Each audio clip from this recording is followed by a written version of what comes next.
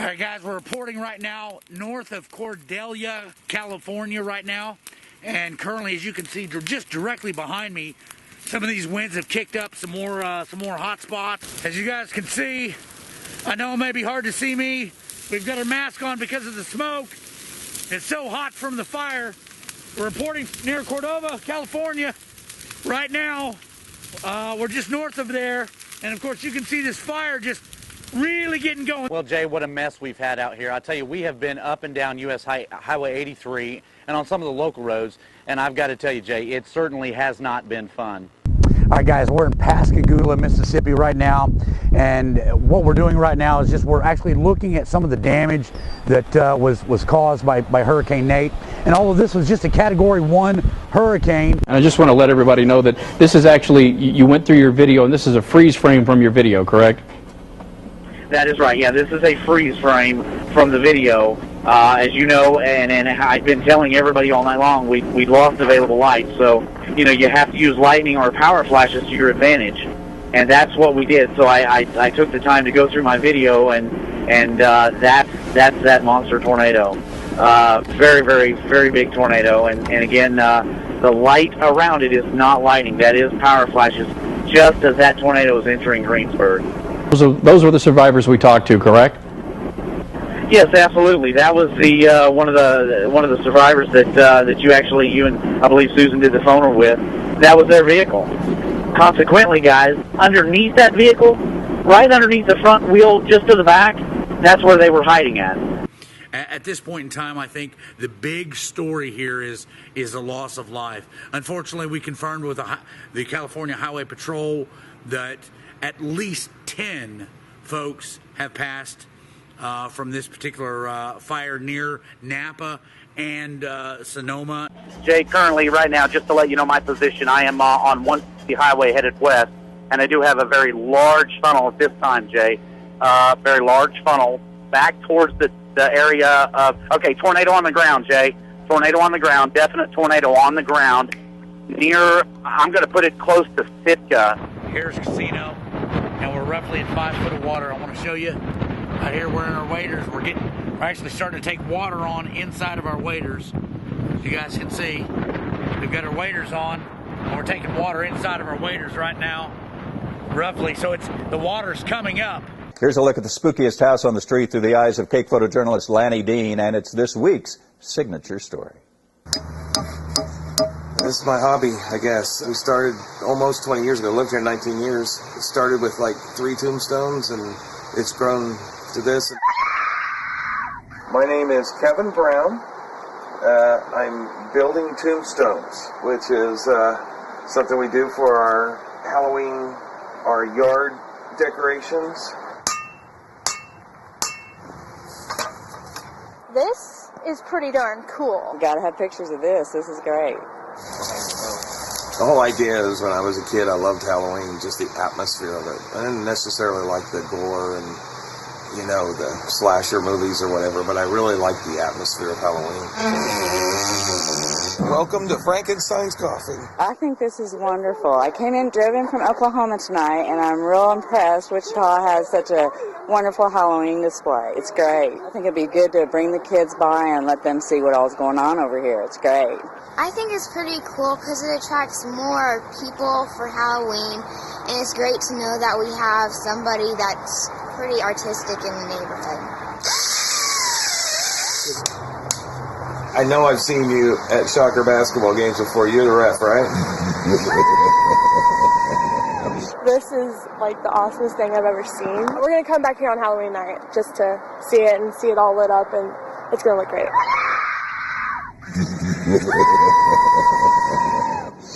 All right, guys, we're in Pascagoula, Mississippi right now, and what we're doing right now is we're actually looking at some of the damage that was caused by Hurricane Nate, and all of this was just a Category 1 hurricane. Obviously, Pascagoula took a huge hit, if you will, 70 to 80 mile an hour sustained winds, and obviously you can see some of the tree damage and so forth. Ultimately, the big story here is the surge. The surge was impressive from here to Biloxi, so forth and so on. We got an opportunity to speak to the mayor, and this is what he said. Well, we had hurricane, as you know, and this is going on all over the city.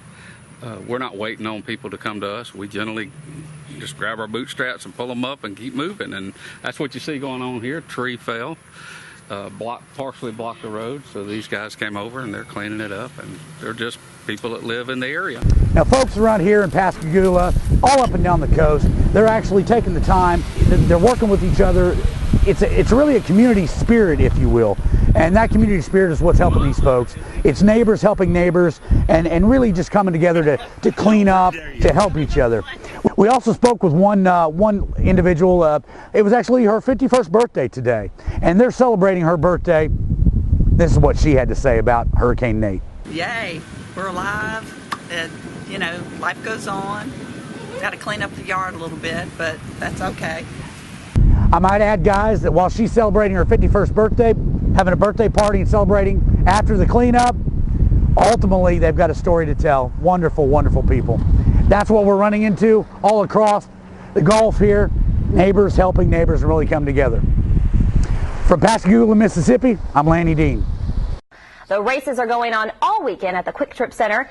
Channel 2 photojournalist Lanny Dean brings us the sights and sounds. Riders ready. This is where races are won and lost here. Everybody trains for this race right here because it's the finals before the end. They said, hey, let's go to a big race, and Tulsa was the one we wanted to go to. I think it's a great place to have this race, like a great facility, and seem to have nice people around here. It definitely brings all the families together. It's definitely a family-oriented sport. Every year for the last 17 years I've been out here with my family. They always come out and support me, along with other families and, you know, the families that are new to the sport. You know, everybody's out here to support each other. It's definitely one of the fastest growing sports. It's great exercise, man. It looks a little intimidating, but it's great exercise, definitely. You go anywhere else but here and you won't get the real taste of what BMX is like. This is primo down here. National number 1 lap staring across the line. Tulsa, they put on a spectacular showdown. This place rocks. Without this place, this race couldn't happen. People from all over the world come to this race, and without Tulsa, we couldn't do this. Lanny Dean, who's been out on the roads from Scott City all the way down to Garden today. Lanny? Well, Jay, what a mess we've had out here. I tell you, we have been up and down U.S. Highway 83 and on some of the local roads, and I've got to tell you, Jay, it certainly has not been fun. In fact, about 4 o'clock this afternoon, KDOT informed us that road conditions continue to deteriorate, and at this time all roads are still open, but that most of them are snow-packed and icy. Visibility is also something that's certainly going to be a concern, because in most locations, at least around Garden City, Scott City, places like that, visibility has really been very, very poor at best. Now, KDOT workers are still out, and they're trying to get the roads clean, to keep them clean, you know, to keep them open. But nonetheless, it's making things very, very, very difficult at this point. Now, Jay, as you can see, take a look behind me here real quick. Most of the hard snow, the heavy snow, is actually kind of slacked off a little bit, but at this point it's still very, very windy, and things are still pretty messy out here, Jay. For now, we're live in Garden City. I'm Lanny Dean, Cake News. Going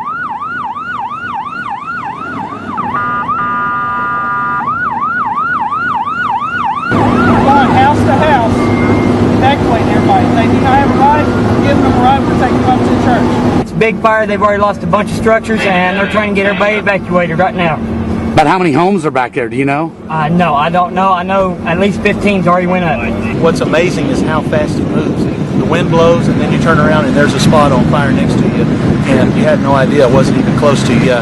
People back behind us, the people at their homes, we had to evacuate the horses that were here behind us, and so I'm really concerned about these people that live over here across the street. We are trying to keep it from jump across the street to affect the neighborhoods and, of course, the church here. Here, get some water, man. And the fire's at the back of the house. She's there with the dogs, cats, animals, and everything, and they won't let me in. Okay, we're going house to house, and we're evacuating everybody. That's good. I'm good. I'm good for now. Thanks, bud. The firemen came in and they had it under control for a while, and then it got out of control, and by this afternoon they'd evacuated us, and there are several trailers that have burned up.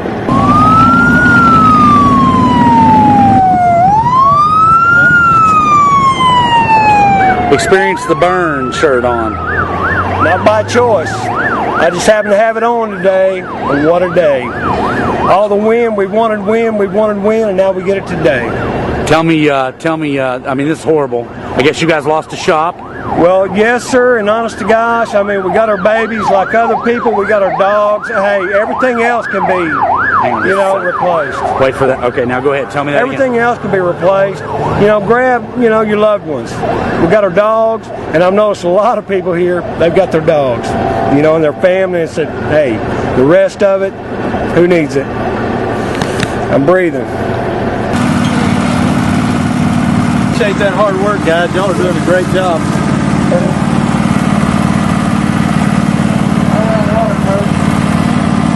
Oh, thank you. You bet. Man, you deserve that S on your chest today. Thank you. Those guys are doing a great job. Whatever we can do to help them.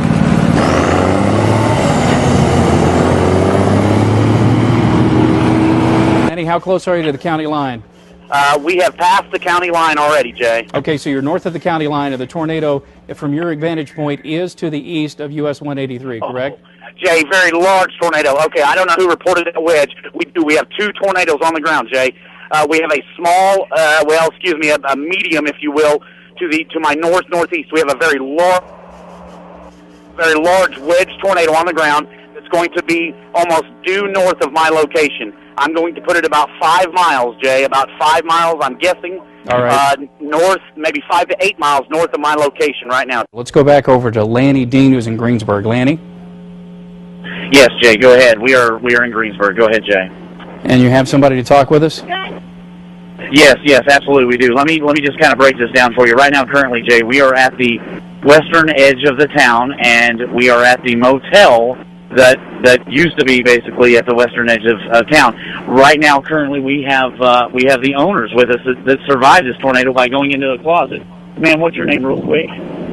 Leela. I'm going to put Leela on the phone to do a phoner with you or Susan, Jay. Here she is real quick. Everybody know that this is actually, you went through your video, and this is a freeze frame from your video, correct? That is right. Yeah, this is a freeze frame from the video. As you know, and I've been telling everybody all night long, we lost available light. So, you have to use lightning or power flashes to your advantage. And that's what we did. So I took the time to go through my video, and that's that monster tornado. Very, very, very big tornado. And again, the light around it is not lighting. That is power flashes, just as that tornado is entering Greensburg. All right, Lanny, and we saw the other video that you sent us. Basically, it's the house in the car that's in the hotel, and you said those were the survivors we talked to, correct? Yes, absolutely. That was the one of the survivors that you and I believe Susan did the phoner with. That was their vehicle. Consequently, guys, underneath that vehicle, right underneath the front wheel, just to the back, that's where they were hiding at. That's the closet that they were in. So obviously, what you don't see is the backside of that motel, which is actually gone now. There's nothing left. So not just the roof, but the entire backside, and of course, this is the kind of destruction that we've seen in Greensburg all evening long, Jay. I heard some really depressing statistics about what's been going on. I think I could be incorrect, but it's like 2,000 buildings and houses destroyed. I think 10 lives lost. Our biggest concern is that in the nighttime, that more fires pop up like they have been, and that they get closer and closer to the center of the valley, I suppose, because that's where a lot of unharmed structures are. That's where a lot of people are staying as evacuees. So everybody, I mean, at least the people I've been with, we're going to like the Napa Valley College or a Crosswalk Church to help with the Red Cross Foundation with, I don't know, getting supplies to people, or we're just doing whatever we can do to make sure that the community has at least some stuff to work with and places to stay and food and water and shelter. Engine 47.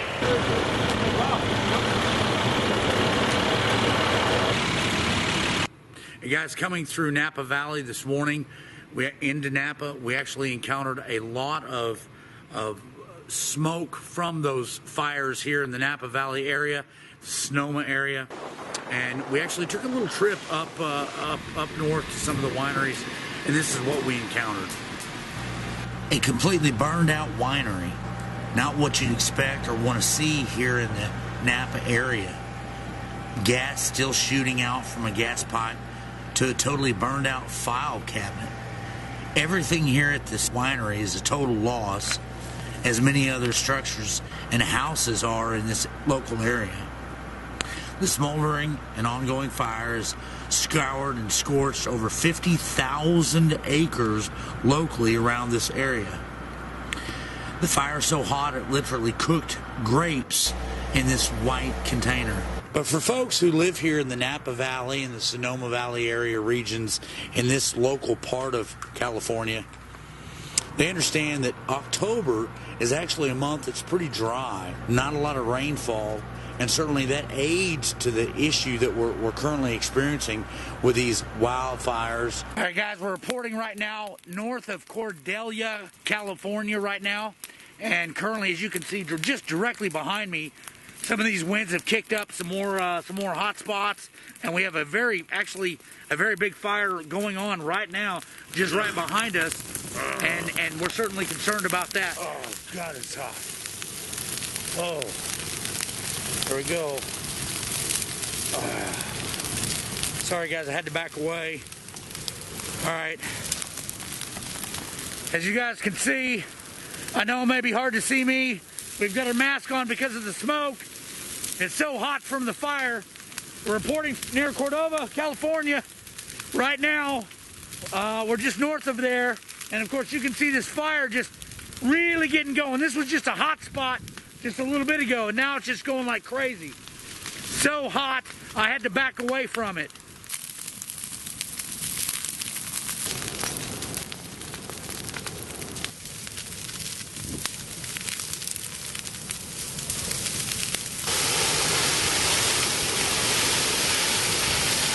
Now again, some of those flames that you guys actually saw were some gas shooting out of some pipes, and unfortunately that could cause some problems later on today, most particularly if the wind changes directions or what have you. At this point in time, I think the big story here is the loss of life. Unfortunately, we confirmed with the California Highway Patrol that at least 10 folks have passed from this particular fire near Napa and Sonoma in the Napa Valley area, in this particular area. You can actually see behind me, see some of the smoke. It looks like fog almost. That's actually smoke, guys, and certainly so that's really hard to breathe in. We saw a lot of folks with masks on and trying to kind of keep that from breathing that smoke in. Reporting from the city of Napa, I'm Lanny Dean for weather.com. Most kids his age are playing the latest video game and starting their Christmas list. One green country boy is living his life to help others. Photojournalist Lanny Dean brings us the story of 11-year-old Johnny Crater. Today I'm trying to raise enough money to build an orphanage in Africa. And that amount of money is $5,000. And so today I am handing out apple juice, anything that's apple flavored pretty much. Thank you, sir. You're welcome. If I had all the money in the world, I would want to put an orphanage to house all the orphans across the world. And that would be the coolest thing to me if I could do that. We ask ourselves all the time, where in the world did you come up with this idea? Thank you so much. It was like, kazing, you know, he got grabbed by this idea of helping the orphans in Africa. He believes that God is his partner in everything he does. I couldn't have done this if I didn't believe in God. I couldn't have gotten to where I am right now without him. God has put into people's heart the same dream of changing the world as Johnny has. This makes me proud. It really feels good when you do something. It makes you feel the greatest you could ever feel. Even if you won the Olympics, it feels better than that. Next, after Africa, it'll be India, and then China, and then the world.